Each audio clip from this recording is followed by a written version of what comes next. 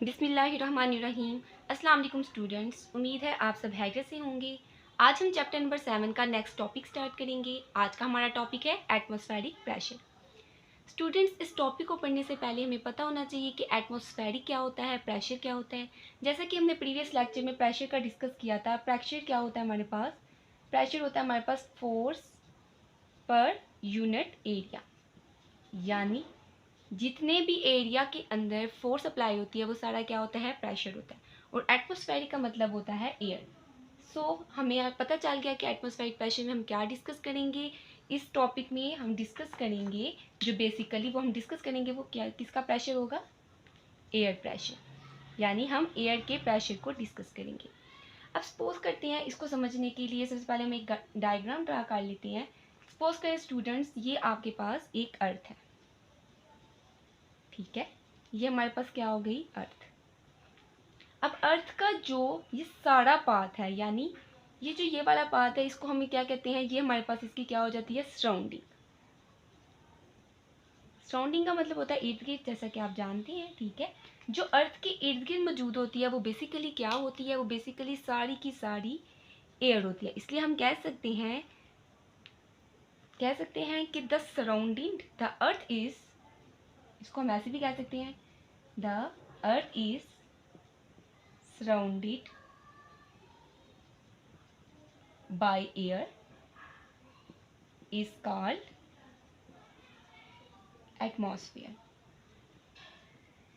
Okay students, समझ आ गई? यानी अर्थ का जितना भी पार्ट एयर से कवर हुआ है, यानी उसके इर्द की जितनी भी एयर है वो सारी आपके पास क्या है? उसका एटमॉस्फेयर है। और इतने एरिया के अंदर जितना भी फोर्स लगती है, जितनी भी फोर्स लगती है वो सारी आपके पास क्या होगी? Atmospheric pressure. अच्छा, इसमें हमारे पास जो दो मेन चीज़ें हैं वो हम देख लेते हैं कि हमारे पास जो ये एयर का प्रेशर होता है वो एक्सटेंड होता है, सी लेवल से बहुत ज़्यादा होता है। यानी सी लेवल पे जैसे जैसे हम ऊपर जाते हैं एयर प्रेशर हमारे पास किस तरीके से एक्ट करता है हम वो देखेंगे। नीचे जो एयर प्रेशर होता है वो क्या होता है? जैसा कि आप जानते हैं स्टूडेंट्स, जो हमारे पास एयर होती है वो बेसिकली क्या होती है? Mixture of gases. यानी एयर के अंदर एक गैस मौजूद नहीं होती, एयर बहुत सी गैसेस का मजमुआ है। इसलिए हम उसे कहते हैं कि एयर में बहुत ज़्यादा मिक्सचर होता है गैसेस का। इसलिए जो डेंसिटी होती है ना एयर की, वो यूनिफॉर्म नहीं रहती।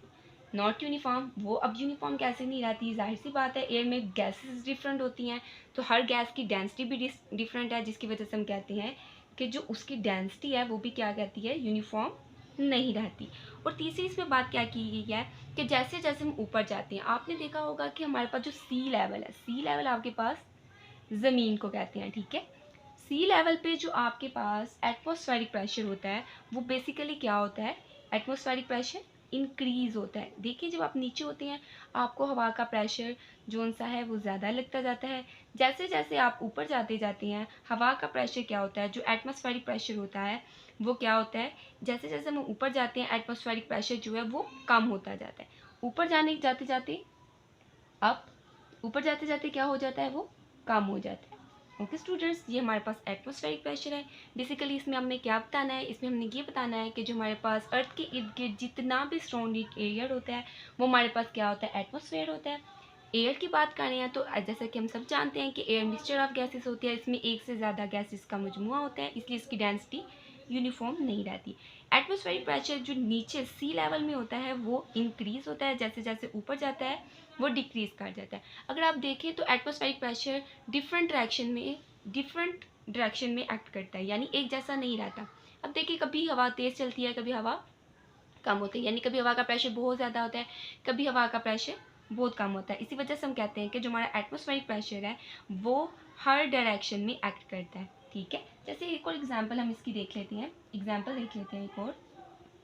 बेसिकली जो इसकी बेस्ट एग्जांपल हम देखते हैं वो बलून की ले लेते हैं, जिससे आपको आसानी हो जाएगी समझने के लिए। सपोज करें कि ये आपके पास क्या है? एक बलून है। अब मैंने क्या किया? बलून के अंदर एयर भर दी।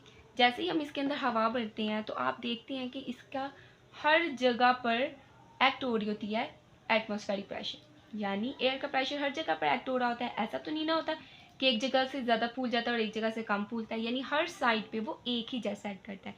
इसलिए हम कहते हैं कि जो हमारे पास एटमॉस्फेरिक प्रेशर होता है वो हर डायरेक्शन में एक्ट करता है। ओके स्टूडेंट्स, अब हम पढ़ेंगे मेजरिंग एटमॉस्फेरिक प्रेशर, कि एटमॉस्फेरिक प्रेशर को बेसिकली हम मेजर किस तरीके से करते हैं।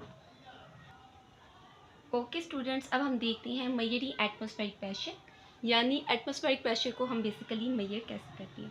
सबसे पहले हमने पढ़ा था कि हमारे पास जो सी लेवल होता है, यानी जो ज़मीन पे एटमॉस्फेरिक प्रेशर होता है, वो कितना होता है। जो हमारे पास ज़मीन पे एटमॉस्फेरिक प्रेशर होता है वो हमारे पास तकरीबन 1,01,300 पास्कल होता है। ठीक है, प्रेशर का यूनिट पास्कल है इसलिए मैंने यहाँ पर लिख दिया। ठीक है, बेसिकली ये इतना होता है, या फिर हम इसे ऐसे भी लिख सकते हैं 101,300 न्यूटन पर मीटर स्क्वायर। ठीक है, यानी हमें पता चल गया जो सी लेवल पे हमारे पास एटमॉस्फेरिक प्रेशर है वो हमारे पास इतना है। अब बेसिकली हमने मेजरिंग एटमॉस्फेरिक प्रेशर कर रहे हैं, तो हमें पता होना चाहिए कि एटमॉस्फेरिक प्रेशर को मेजर करने के लिए हम कौन सा इंस्ट्रूमेंट यूज़ करते हैं। बेसिकली जो हम इंस्ट्रूमेंट यूज़ करते हैं एटमॉस्फेरिक प्रेशर को मेजर करने के लिए, उस इंस्ट्रूमेंट का नाम है बैरोमीटर। बैरोमीटर एक ऐसा इंस्ट्रूमेंट होता है जो बेसिकली हवा के प्रेशर को मेजर करने के लिए इस्तेमाल किया जाता है। इसलिए जब भी हमने हवा का यानी एटमॉस्फेरिक प्रेशर, एटमॉस्फेयर पर जाकर हमने प्रेशर मेजर करना होता है, तो उसके लिए जो हम बेस्ट यूज़ करते हैं जो इंस्ट्रूमेंट, वो हमारे पास क्या है, बैरोमीटर। अच्छा, बैरोमीटर्स जो से होते हैं वो बेसिकली किस तरह होते हैं हम ये भी देख लेते हैं। बैरोमीटर को हम बेसिकली एक और चीज़ कहते हैं, बैरोमीटर को हम मर्करी बैरोमीटर भी कहते हैं। अब हम इसको मर्करी बैरोमीटर क्यों कहते हैं, अब हम ये देखते हैं। इसको हम मर्करी बैरोमीटर भी कहते हैं। अच्छा स्टूडेंट्स, हम इसको मर्करी बैरोमीटर इसलिए कहते हैं क्योंकि इसके अंदर मर्करी फील होता है। हम जो इंस्ट्रूमेंट यूज़ करते हैं, जो एयर प्रेशर के लिए इस्तेमाल करते हैं, उसके अंदर क्या फील होता है, इसके अंदर मर्करी फील होता है, इसलिए हम उसको क्या कहते हैं, मर्करी बैरोमीटर कहते हैं। अब इसकी कंस्ट्रक्शन देखते हैं स्टूडेंट्स, बेसिकली इसको कंस्ट्रक्ट कैसे किया जाता है उसके लिए यहाँ पर हम एक डायग्राम ड्रा कर लेते हैं। ठीक है, फिर साथ साथ मैं आपको समझा देती हूँ। ये हमारे पास होता है एक ट्रफ,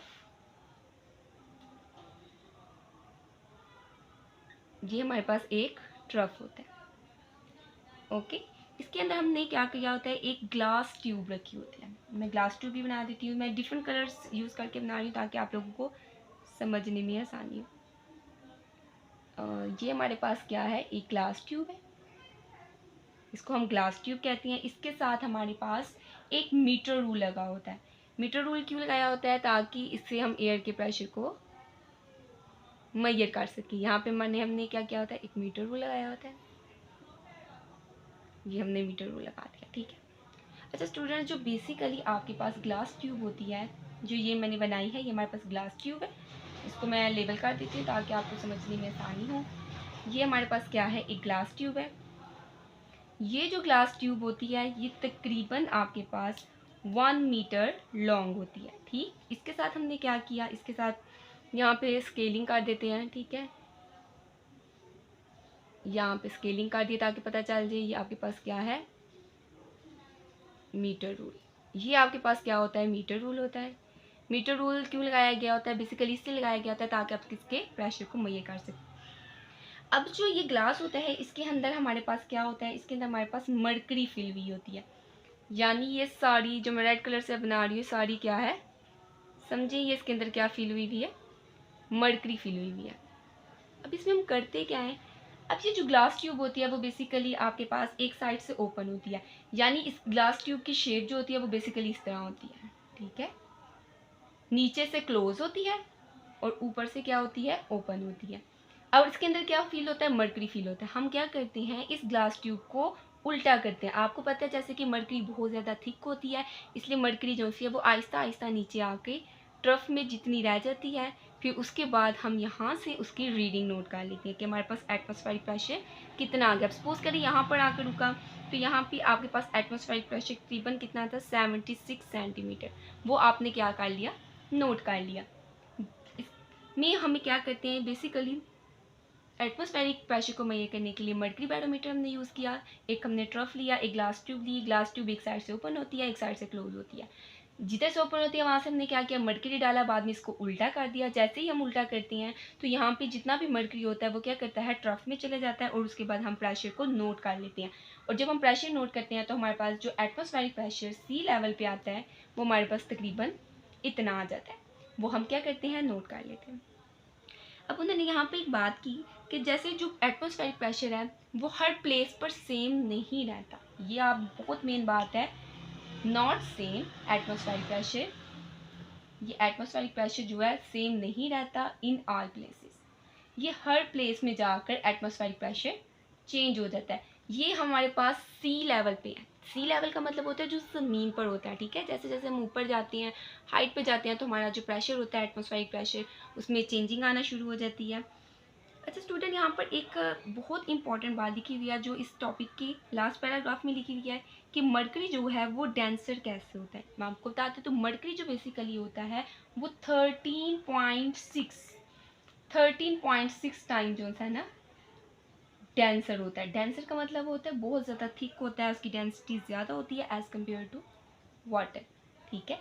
इसलिए हम कहते हैं जो मरकरी है वो 13.6 टाइम डेंसर होता है वाटर से। इसीलिए अब देखिए यहाँ पर एक वर्टिकली कॉलम है। वर्टिकल का क्या मतलब होता है, जो बिल्कुल सीधा रखा जाता है, यानी वर्टिकली कॉलम से हम क्या करते हैं, किसी भी चीज़ का एटमॉस्फेरिक प्रेशर को नोट कर लेते हैं। अब सपोज करें कि हमारे पास एटमॉस्फेरिक प्रेशर इतना आया, हम सिंपल क्या करेंगे, 13.6 को मल्टीप्लाई करवा देंगे। ये 76 सेंटीमीटर है, सेंटीमीटर को मीटर में चेंज करें तो हमारे पास क्या आ जाता है, हमारे पास आ जाता है 0.76 मीटर।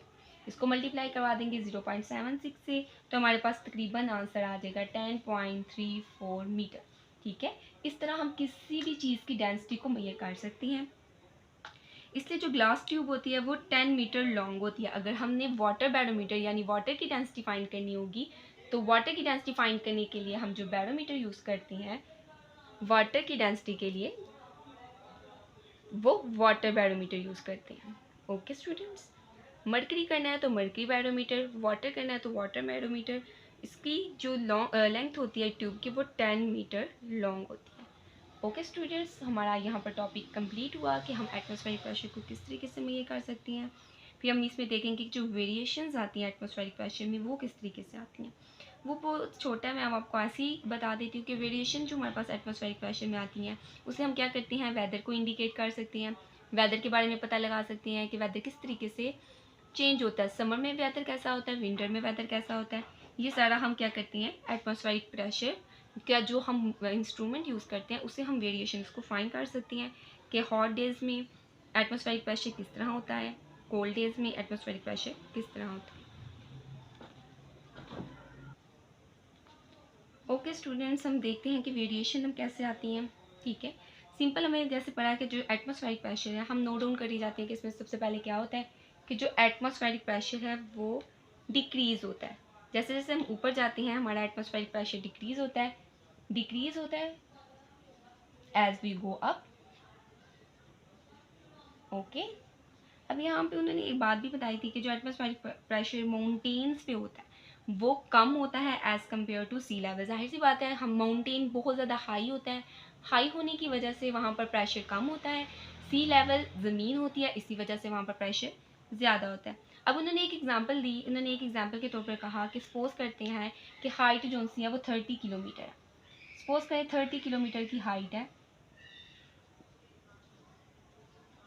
30 किलोमीटर हाइट पे जो हमारे पास हमने रिकॉर्ड किया मरकरी बैरोमीटर लेके वो तकरीबन 7 मिलीमीटर आया। इसी तरह अगर जैसे आप हाई ऊपर जाते जाएंगे 30 से 40 किलोमीटर जाएंगे, 50 किलोमीटर जाएंगे, तो हर किसी का एटमॉस्फेरिक प्रेशर क्या होगा, डिफरेंट आएगा।